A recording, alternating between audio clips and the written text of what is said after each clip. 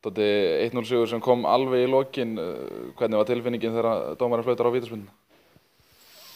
Ég veit það nú ekki, það var svo sem, já, bara mjög gott og gott að Guðmundur skildi stíga upp og klára, tók gott víti og mjög öruggt og þeir komu vel inn þarna síðustu fá mínútur, Guðmundur Magnússon og Ágúst. Héldu upp í dampinum og voru svona búin að setja smá press á þá. Þannig að það var mjög gott að klára hann leik og taka þessi 3 stig sem að svona tryggja okkur alveg og gefur okkur svona von að kannski fara aðeins ná í fleiri stig.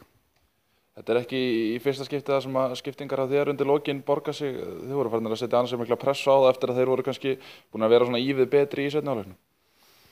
Við vorum náttúrulega betri fyrir seinni hálfleik og missum aðeins stampinn þarna og þeir komast aðeins inn í og vissulega svona opinn leikur mörguleiti opnaði staðis á þess að vera mörg opin færi. En við spiluðum ágætlega í dag, heildina og betur en við gert undanfæri og munurinn í dag var sá að leikmenn lögðu sig fram og hafði hjarta í þetta og hafði trú á verkefni og kláruðu bara mjög góðan leik. Vítaspyrnan aðeins, hvernig horfði hún við þér? Ég sá sem braut á Aroni, var náttúrulega nýkominn inn og var búinn að brjóta nokkur oft á sér klaufalega þarna inn á vellinum og var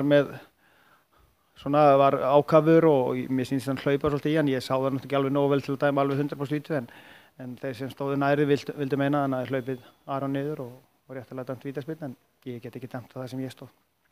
Hlýtur að vera svona léttir að vera laus við þennan svokallaða falldraug?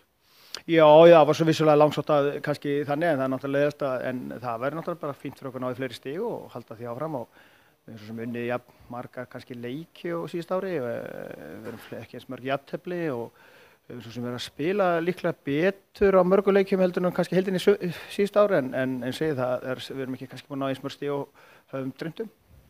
Takk fyrir þetta.